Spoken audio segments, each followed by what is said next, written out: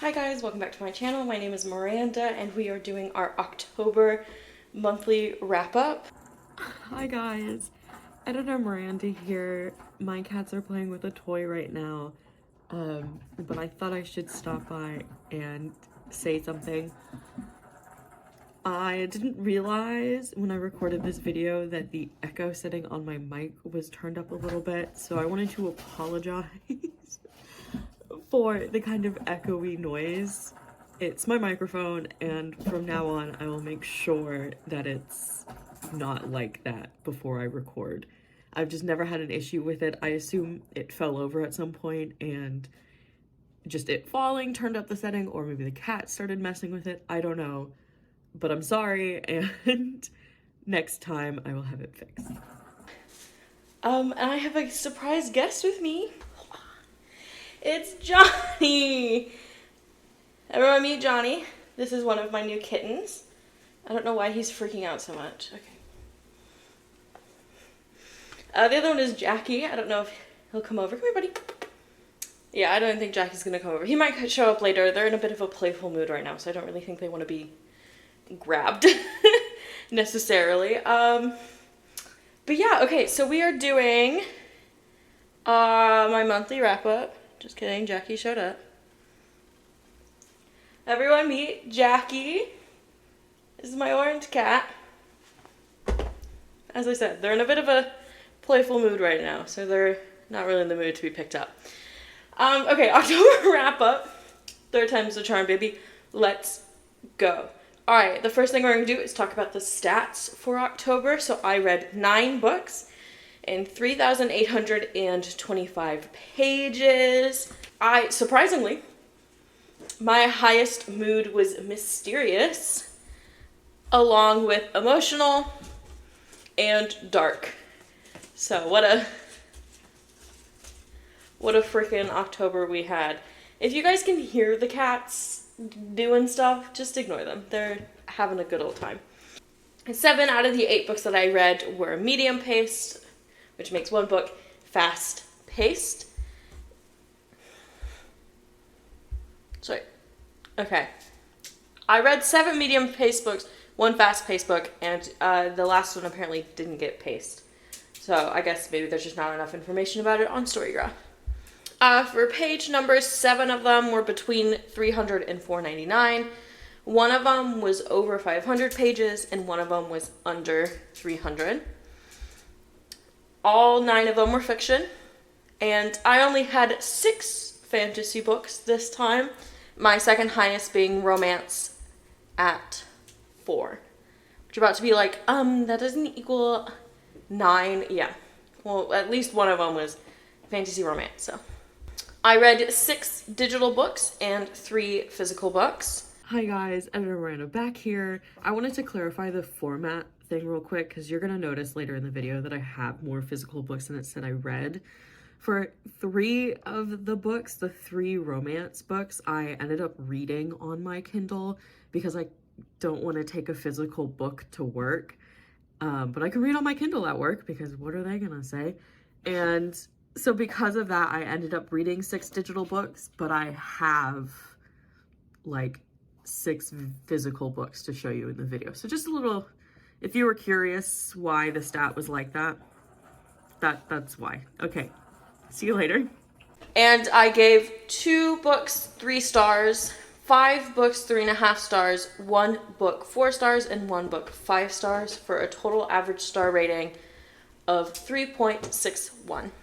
And I will show you here my page count. So obviously on the 14th, I read the most at 533 pages, and I had a couple 0 days as well. The first book that I read this October was Honest Illusions by Nora Roberts. This is the 3rd book I read for my 1990s romance video that I'm going to be doing. So it was a good start to the month. I think this book is about a boy named Luke, mostly, and how he joins this like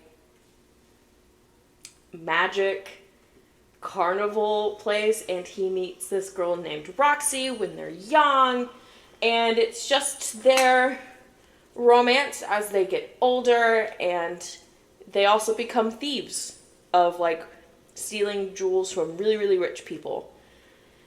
And he gets like adopted into Roxy's family. And their dad, so Roxy's biological dad, is the one that shows Luke how to steal things. And then they're both a little misogynistic, and they're both like, well, Roxy can't do that because she's, she's got a little bit of a feminine mind. So they don't show her for a really long time, and then she finally gets in on the action. And she gets really freaking good at it. And yeah. This is a contemporary romance book. I thought this book was really slow in the beginning. I understood that it needed to explain what exactly the relationship was and how they met and all this other hubba blah blah. But I just thought they spent so long talking about Luke and Roxy as like children. I think I was about halfway through the book, and they weren't even like adults yet. They were still like teenagers. And I'm just like, okay, Miss Nora Roberts here. I know you know how to do romance better than that because I read Naked in Death. You do not spend half the book setting up a romance with like children involved. I mean, like, it was just one of those things where like there were no like romantic thoughts just yet. It's just straight up, they're just like, this is their, their children. Ha ha ha, they're teenagers now. And she also talks about, like, his sex life when he's, like, 16. And I don't understand the obsession with knowing about 16-year-olds' sex life. I've read so many books lately where they talk about their sex life at 16. I don't want to know. You're 16. I don't want to know. I didn't need to know about the size of his member. Okay? Didn't need to know. Anyways, I gave this book a 3.5 out of 5. I liked the end a whole lot, but I just thought it was really slow and took too long. And I'm going to take something away from my cats. Okay, the next book I read was Outlander by Diana Gabaldon. And again, another 1990s romance. Here's the problem with this is I thought this was written in 1990. I think technically, no, maybe not this one. One of these books, it might be this one. One of these books was written in like 1989, and I had already decided on these books before I realized that it came out 1989. So we're leaving it. 1990s. 1989 is essentially 1990, so it doesn't really matter. Anyways, this book is about a woman named Claire, and she is in the 1940s with her husband Frank, and they had just like finished World War II, and she's going on her honeymoon with her husband because they never had one because of the war. So they go to Scotland, and in Scotland there's these like mini Stonehenge type thing. And Claire touches the rocks, and she gets sent back into time to 1743. And in 1743, she meets a young man named Jamie Fraser. And it's their romance story. She also meets Frank's, like, long lost ancestor. I don't know if it's lost. He kind of lost. He didn't really know who he was. I think his name was, like, Jack. Something mean Jack or something, Black Jack, something silly like that. And she realizes that Frank's ancestor is a total POS, and that a lot of people are in the 1740s towards women. Yeah, so this is also a really good show. I say really good show. I loved the first season. Couldn't get into the second season. I've heard that if you get past the second season, the rest of it's really good. The second season, kind of on the rocks, though. What did I think about this book? I kind of thought this book was really slow. I think the best thing I can, like, the best way I can compare it is if you take Truly Devious. So you can kind of see my cats down there, by the way. Oh, they're jumping into my cart. Jackie. Johnny's the black one. Anyways, if you take Truly Devious, and the fact that I struggled with, like, what Stevie did every day, like, I thought that was a really big part of the book, and I just didn't care. Similar to this, at one point, Claire's talking about, like, every single person that she sees that day. She ends up being, like, taken back to Culloden? Whatever the castle is that Jamie lives. And she's, because of her, like, combat nurse experience in the war, they put her as, like, the healer. And so at one point she's just like, I saw this guy and he had this, so I did this. And I just don't care. I don't care. And it was after, like, Jamie and Claire, spoilers, get married. And I was like, okay, well, that's kind of the peak of the book, right? Is they get married. And then after that, I was just like, I just don't really care. And because I've seen the show before I read the book, I knew that a certain part of the book was coming up. Again, spoilers, the witch trials. And I hated that in the show. There was just something about it that just made me so uncomfortable. And I really struggled to watch it, that I just really struggled to read it. And I struggled to move on with this book because I knew the witch trials were coming up. And I was just like, I just don't want to read it. But I got through, guys. I did it. And yeah, I think that maybe if I hadn't seen this show, I'd probably feel a lot different about it. I'd probably like it a lot more. But I just thought the show cut out all the important stuff. Or, sorry, the show cut off all the non-important stuff and made it really concise, which I really liked. This, I just think it was just a bunch of unimportant stuff happened. Names were given to characters that, like, we'll only ever see that one time. You know, I just... not for me. But I did give it a 3 out of 5 because I did enjoy most of it. There were some times I just glazed over. And this took me a while to read. I technically started it in September. That's how long this book is taking me. So I'm glad to finally be done with it. The next book that I read was The 10,000 Doors of January by Alex E. Harrow. This was my first Alex E. Harrow book. I was really looking forward to it because I was really, really looking forward to Starling House. Really, really looking forward to Starling House because I was getting it from Owl Crate. And look at this book, by the way. This book, I didn't do a, opening, but this book is freaking gorgeous. Gorgeous. Just a gorgeous book. And I love, this part of the dust jacket. I love it so much. So I was really, really looking forward to this book. So I was like, I have to read an Alex E. Harrow book. And I had to read a book that, the chapters were, named rather than just numbered. And I wanted it to be something more than just...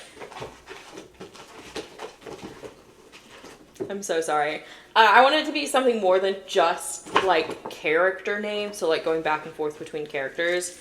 So, The 10,000 Doors of January did that. This book would not. I just saw that. So, this book is about a girl in the 1900s and how she gets adopted by this really, really rich white man. But she looks a little different. Her, skin color is, I want to say they were saying she was, kind of Indian looking, but, not quite. She had really bronze tin, and she was just a beautiful child.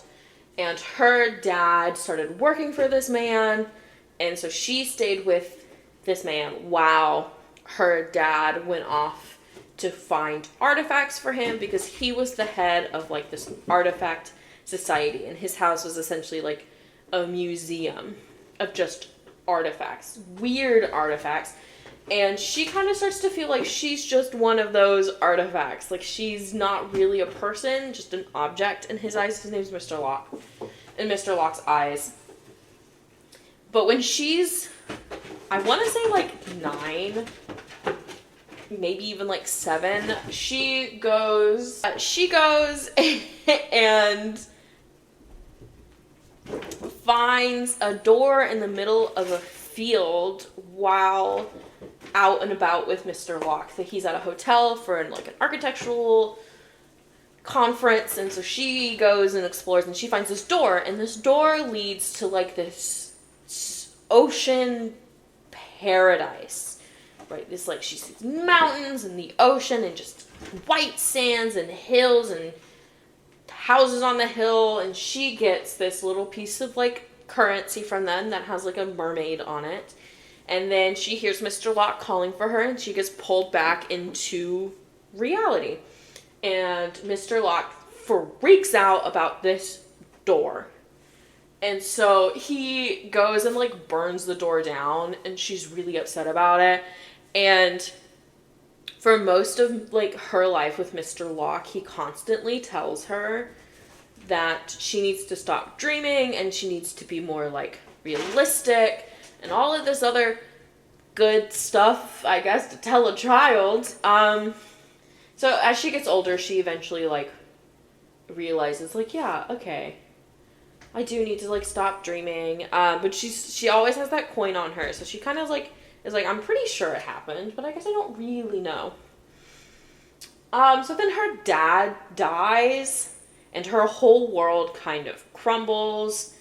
And she also gets this book called The 10,000 Doors of Ada? I think. It might just be The 10,000 Doors. Oh my gosh. She gets this book, and it's explaining the story about how this young woman finds all these doors, and it's written by a scholar in that world that she visited when she was young. And it was a really good book. I enjoyed it. I thought the beginning was really slow, and I thought it took a little too long to kind of get to the point, like what the point of the book was supposed to be. And I found all of the characters to be kind of boring. But this book is also written really weird in that you get a chapter of January's life, and then you get a chapter of the book that she's reading, which is nice, so you know exactly what she's reading because you're also reading it. But I enjoyed reading the book in the book more than I liked reading about January's life, until January's life started going insane, and then I was like, okay, now it's more interesting. But while January was growing up and reading this book, I was just kind of like, I don't really care. I really don't care. But it was okay. I mean, I liked it for what it was, I guess. I hope the end of the book gets resolved the way I want it to. There was a very small romance, and if that doesn't get resolved the correct way, I'm going to be mad. Alex. But yeah, I gave that book a 3 out of 5. The next book that I ended up reading was The Malevolent Seven by Sebastian D. Castiel. And this book is about this man named Cade, and he is a wizard. But he's a special kind of wizard, because he's a wizard who gets his magic from devils. So he has to make a deal with a devil to be able to use his magic. And he used to be like God's favorite princess kind of deal. Where he used to be a justiciar. So he worked for the gods, the good gods. Right? And then something happened, and now he's just like a mercenary. So him, I think this is this guy, I think he's technically supposed to be Cade. And then his lightning best friend, which I believe is this guy over here, decide that they need to go to like the Badlands because there's a really, really big job there that can like save the world. And so they have to make a group of 7 so they can fight another group of 7 people. So it's Cade, his lightning friend. They meet this, like, sex slave girl who turns into a blood mage, which is is one of these two girls. I think it's this one. But I don't know, because they also meet this, like, this guy who is a rat mage. So I think he can look like a rat, and he can also control all the rats. And then they meet another sex slave, but she's an angel.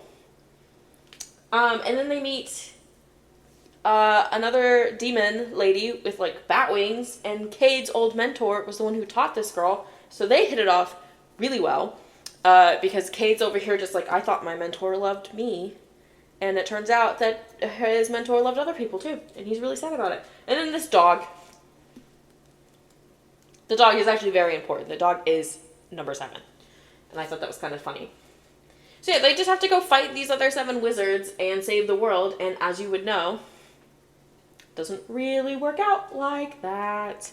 What my favorite part about this book was just how kind of light it was, as in, like, they were talking about some pretty heavy concepts and pretty dark things, but it was, like, written in a way that I was like, okay, you know, like, it didn't weigh me down to read about all this stuff. Like, it's not that they were joking about it in an unsavory way. I just thought it was written really well, that it was just kind of, like, digestible, and you can sit there and be like, okay, I don't need to take a break from this book, because everything that's going on is, you know, digestible, is the best way I can put it. And I thought all of the characters were pretty well thought out, and their motivations, I thought, made a whole lot of sense, except for maybe Ratman over here. His only motivation is, like, love and being, like, a chevalier, which isn't actually a thing in this book, but that's just the best way I can describe it, is a chevalier. And I liked the whole group, and I thought they all meshed really well together, despite the fact that they all, like, hated each other, except for Mr. Chevalier over here. He didn't hate everybody. And I really liked that Cade also, as a main character, he makes it very clear that he's like, I'm not a good guy. I don't think I'm a bad guy, but I'm not a good guy. You know, like, I make deals with devils, like, I've killed people. I like to believe I'm not, like, evil, but maybe I am. You know, his kind of gray area is pretty nice, and that he's pretty open about it, and he's just like, when he makes those, like, morally gray decisions, he's just like, what did you expect? That's just who I am. And I thought he was just a fun character to read, you know, I really liked it. And this book, I think, sets up really nicely for a book 2. So I really, really hope there is a book 2, and I would love to read it, and I gave this book a 4 out of 5. The next book I ended up reading was The Southern Book Club's Guide to Slaying Vampires by Grady Hendrix. This book is about this woman named Patricia, and how it's like the 1960s or something, maybe the 1950s or 1940s, and she joins a book club with all her other, like, women in her town, her neighborhood. That's the word. She joins a book club with all the women in her neighborhood, and then this mysterious man shows up to town, and he's handsome and smart, and his name is James, and he's really cool. But as soon as this mysterious man turns up to town, a lot of crazy shit goes down. First of all, his aunt bites off Patricia's, like, earlobe, so this part of her ear is missing, and then people go missing. And I think the main problem a lot of people have with this book is, like, who goes missing, and it's, like, only the black kids from, like, the slums. Those are the only people going missing, and I think a lot of people are just, like that's a little just racist stereotypes or something. I'm not gonna get a whole lot into it, but I just want to let you know that that's that. The people who are, like, dying and going missing are, like, just the black people of the slums. So keep that in mind. And it turns out that this mysterious man is a vampire, but a really weird vampire, and not not quite in the way you'd expect. So then Patricia and her book club try to come together to destroy James. And I did enjoy this book, but I did have issues with it. I thought James as a character was interesting, and I didn't really... I hated Patricia's husband, and I think the reason that this book did so well on Cawpile for me is because the way her husband was written. If you can write a character so well that makes me just angry every single time his name is mentioned, like, you deserve some points for that, right? So, like, on my Cawpile, I think that I put characters at, like, 9, right? Because the characters are so well written that I hate them. You know how, like, people hated, like, Joffrey and Cersei from Game of Thrones because of how they were written? Same deal. I hated this man. So that's probably why I did better than I, like, maybe should have put it. Anyways, I thought this book was okay. I also thought it was kind of slow. I thought it took a really long time to, like, get to, like, oh, James is a bad person. And the amount of gaslighting, this is why I hate Carver, which is the husband. I hate him so much.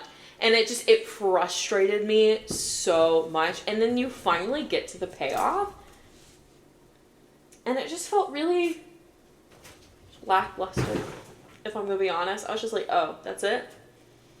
Okay. So, that's that. I gave this book a 3.5 out of 5. The next book that I read was Defy Not the Heart by Johanna Lindsey, the last book of my 1990s romance. So that should be coming out soon, guys. And this book is about a girl named Rhianna, and it's set in, like, almost the 1200s. Almost. And her dad dies and leaves her a note that is like, I give you permission to marry anyone you want. And he tells all of his, like, male friends before he dies, he's just like, I've already given my blessing to a man for Rhianna. She knows who that is, right? So he's leaving it very open-ended on who she can get married to. And so one day, this man named Lord Rothwell decides that he wants to marry her. So he sends a big warrior named Ranulf, what a name, Ranulf, to kidnap her and take her back under the pretense that they are, like, engaged. And that she ran away because she doesn't want to, like, marry him. And Ranulf is like, okay, whatever, just pay me my 500 marks, whatever. But he doesn't accept the money yet because he's like, he has this, like, feeling he might change his mind. So he kidnaps Rhianna, and then Rhianna is just like a sassy, like, takes no shit kind of gal, and he's all fired up about it. And so they get married. Because she's like, I don't know who Lord Rothwell is, and, yeah, we need to be married. And she decides it's a good idea, because he'll have, like, no other, like, she has 2 other men in mind that she might get married to, but he has no other obligations to anybody. All he wants is, like, a castle. She has one, right? Like, he can put all of his time and energy into her castle, rather than having to jump between her castle and, like, their original castle. So they get married, and yeah. This book, I did enjoy it. It was quick, it was easy, it was just a nice little romance book, nothing crazy. If you're looking for a spicy book, I wouldn't really say this is it. There were, like, maybe 2 spicy scenes, but most of them were just, like, fade to black. And I was just kind of like, okay, so if you're looking for a spice, maybe give this one a skip. And, you know, the marriage of convenience, I guess I was like, it makes sense. She wants someone who can, all she cares about is taking care of her people. So she finds someone who she thinks can successfully do that, and then they fall in love, you know, because they like hanging out with each other. There were a couple decisions in this book that I just thought really didn't make a whole lot of sense, but I don't know, it didn't really affect our main characters a whole lot, so I was like, whatever. And there were definitely a couple of twists that I just didn't really see coming. Yeah, it was an okay book. You know, good romance, not enough spice. If you don't really care too much about like some plot holes, it's totally fine. I gave it a 3.5 out of 5. The next book I read was A Study in Drowning by Ava Reed. This book follows a girl named Effie, and she sees that her favorite author has passed away, and that he has requested... Sorry, my cats are in a spot that I've never seen them be in before. He has requested that someone come and make architectural plans to build, or his son has requested someone come and make architectural plans to build a house in his memory. So Effie decides, despite being the only female in the architectural college, and despite having like not a whole lot of passion for architecture, but a lot of passion for this author, she's gonna give it a go. And wouldn't you know, she gets accepted. And so she goes to the library, right, to do some research on her favorite author, because she was like, can't hurt. And she figures out that all of the books and materials on it have been taken out by another person of like the enemy country. So I guess think of like, she's English and he's like French, you know, like proper enemies. And she's just like, I hope I never have to meet that man. Wouldn't you know it? He's already at the house. He is working on, what's his name? Sorry, I totally forgot. No, that's the name of the manor. Preston Hillary, I think. He's already at Hyreth Manor, and his whole goal is to write a paper about how her favorite author is a fraud. And she's like, excuse me? And he's just like, I gotta do it. 'Cause something's fishy about this man. Because he's been turned into like this national icon. And also like people think that if his like magic is real in this world. And so people think that like his body is going to create magic to stop the second drowning, which the drowning was just like Noah's Ark, but only in the slums, from what I can tell. Or like only if you were poor that you couldn't actually defend against the water, but now like rich people can. So they're afraid that a second drowning is going to happen. So they're like, well, this our national author, his body will create magic that will stop it somehow. And Preston, because he's not from that nation, it's just like, that's BS. And he also doesn't really believe in magic.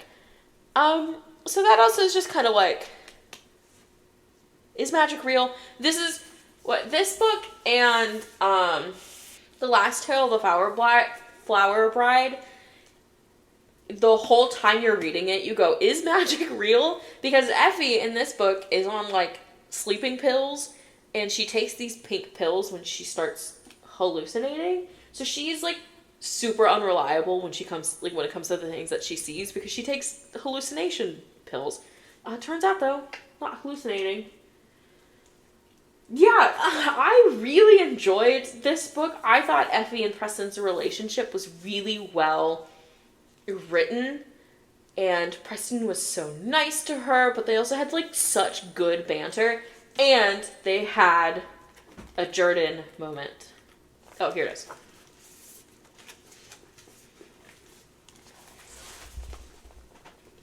Jordan. If you don't get it, we can't be friends.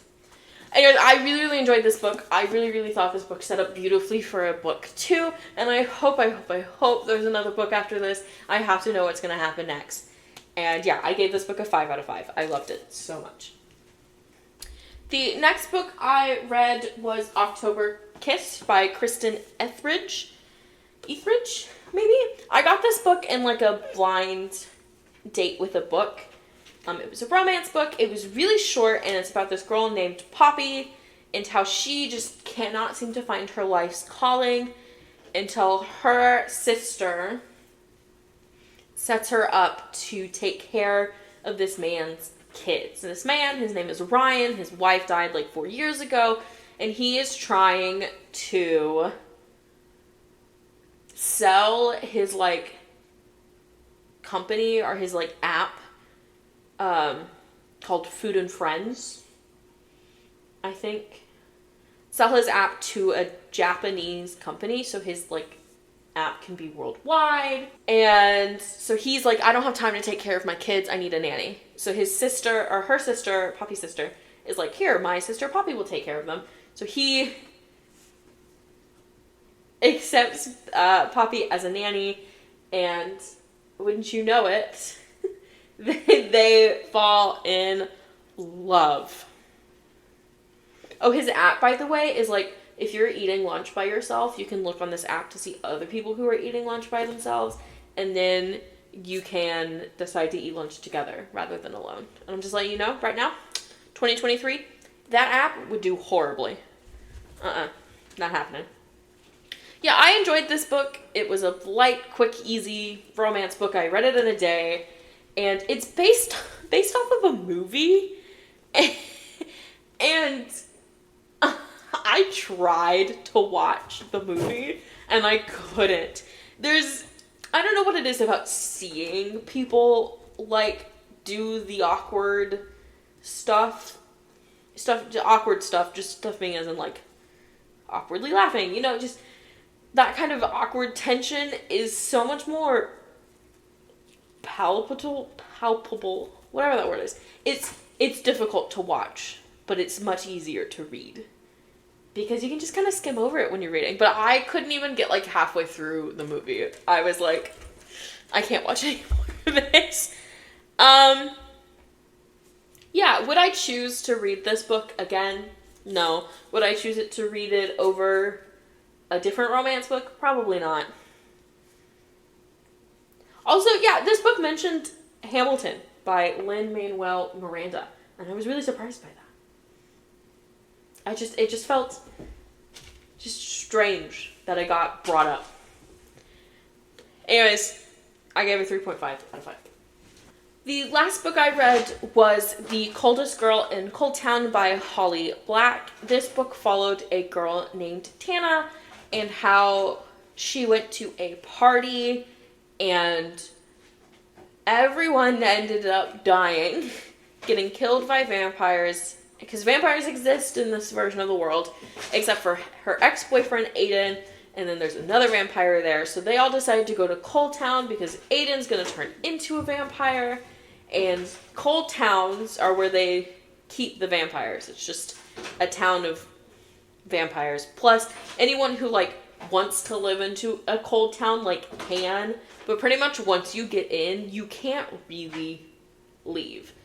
So she goes to Cold Town with Aiden and this vampire named Gabriel. And then they meet these two, like, YouTube phenomenons on the way who are like, we want to go to Cold Town because we promised our viewers that they would get to see firsthand what cold towns are like. Because this specific Cold Town is, like, broadcasted to the world like a reality TV show. Like, you can watch the cameras, like, 24/7. That kind of jazz. And so she's over here just like, we're gonna give them a real look at what turning into a vampire looks like and things like that. So these two YouTuber twin people go with Tana and her ex-boyfriend and the vampire into Cold Town. And they get there, and boy oh boy, do things start to go wrong for Tana. Little as you know about Tana, when she was a child, her mother turned cold. So her mother got bit by a vampire. If you're bit by a vampire, you have a chance to get over the infection as long as you don't drink vampire blood or human blood for 88 days. If you stay human blood free, then you're fine. You won't turn into a vampire. You'll get over the infection and you'll be back to normal. If you do drink human blood, then you'll turn into a vampire. But if you drink vampire blood, then you're fine. So if you're cold, then you can, like, drink vampire blood, but I think it resets the, like, infection date. And then also, like, if you get bit again, by a vampire that also resets the infection date. Sorry, I got so distracted by my cats. I totally forgot what I was talking about. So her mom went cold, and then she bit Tana's arm, and then her dad had to chop her mom's head off before she like fully turned into a vampire. Because to turn into a vampire, you have to drink like a whole human's body's worth of blood. Anyways, I thought this book was okay. A lot of people were complaining about Tana and her decision-making skills. I thought it was fine. She was panicking. She was a 17-year-old girl. Like, what more can you expect from her? Yeah, so I thought, you know, for a 17-year-old girl who was scared, her decision-making skills were fine, for the most part. Some things I was a little like, but for the most part, she was fine. I did think there is a romance between Tana and Gabriel, and I just think it could have been developed a bit more. I just wasn't really on top of it all. And yeah, I thought it was okay, their romance. I thought it could have been better. I guess it could have been worse too. And I was pretty satisfied with the way the book ended. It does leave kind of an open ending. You're never 100% sure what exactly is going to happen to Tana. I like to believe she's fine. She probably is fine. And I thought it was very beautiful writing. I thought Holly Black did a really good job, and I enjoyed the book. I didn't like it as much as I liked the Cruel Prince series, but I don't think I was ever going to. But yeah, I thought it was good. Did I think it was great? No, I thought it was good. I gave it a 3.5 out of 5. And that wraps up my October. At the beginning, there was kind of rough. I really had to like read a lot of books at the end. I think like the last week is when I read most of these books. So really kind of had to wrap it up. Really excited and looking forward to November and December, and excited to record that romance video for you guys. I hope you guys enjoyed. I'm glad that you guys finally got to meet the cats, even though they immediately ran out of my arms, but that will explain the noises you've been hearing for this video and last video as they get to run around a bit more. Yeah, so I hope you guys have a wonderful morning, noon, or night, whatever it is, wherever you are, and I will see you guys next week. Bye!